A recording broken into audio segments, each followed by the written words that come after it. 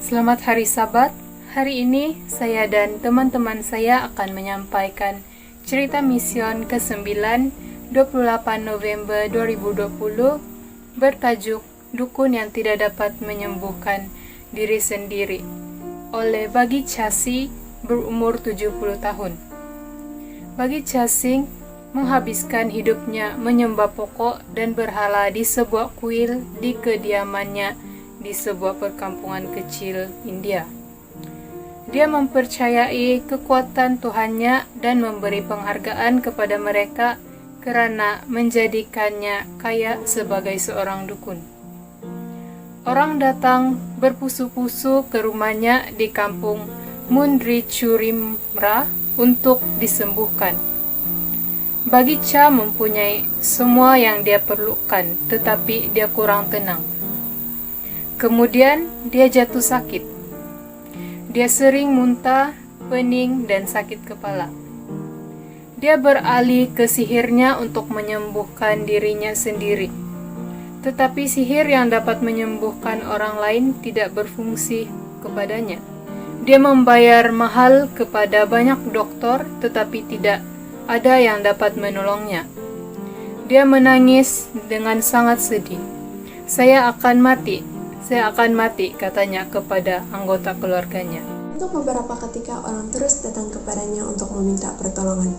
Tetapi dia menolak mereka sambil berkata, "Saya tidak dapat menyembuhkan Anda karena saya juga sakit."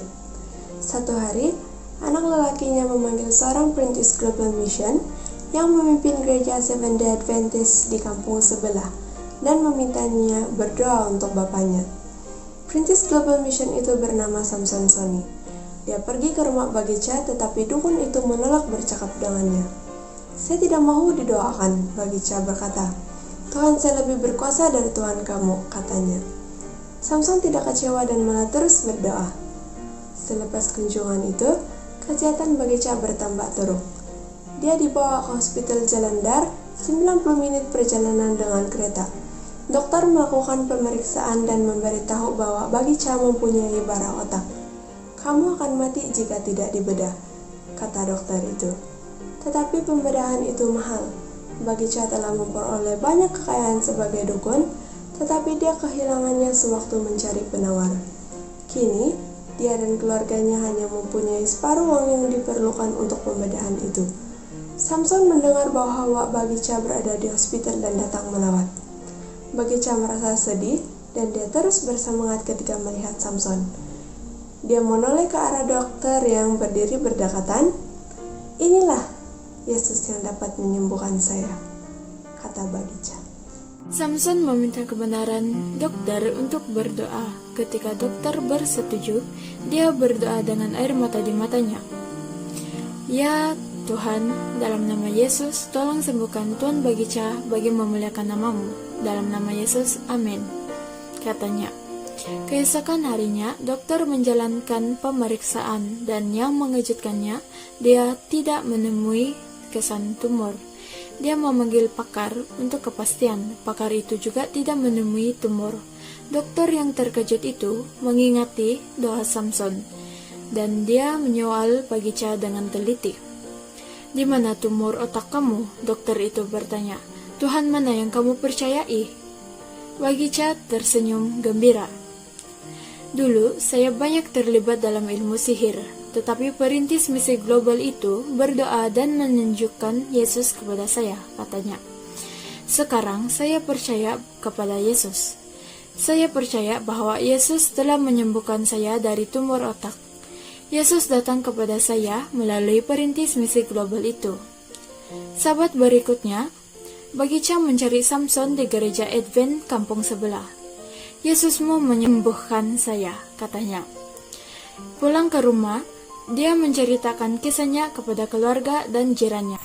"Saya telah disembuhkan dan saya telah dibebaskan dari sihir saya. Kamu juga harus datang ke gereja tempat Yesus menyembuhkan," katanya. Kerana kesaksian Bagi Cha, banyak orang mula datang ke gereja pada hari Sabat. Kira-kira 50 orang mengambil pelajaran Alkitab dari Samson dan separuh daripadanya dibaptis pada September 2018. termasuk Bagica dan 3 anggota keluarganya. Yang lain terus mengikuti pelajaran Alkitab. Hari ini, Bagica adalah anggota gereja yang setia. Doakan saya agar saya tetap setia untuk kedatangan Yesus yang kedua kali, katanya. Bagica dan 25 ahli keluarga dan rekannya dibaptiskan oleh Samson Gulamasi, pendeta Advent yang terdekat dengan kampung mereka. Sebahagian dari persembahan Sabat ke-13 akan membantu membina gereja yang lebih besar untuk menggantikan gereja Pastor Samson di Amritsar. Sekian saja cerita mission kita hari ini, dan jumpa lagi Sabat depan bersama teman-teman kami yang lain. Shalom, Tuhan memberkati.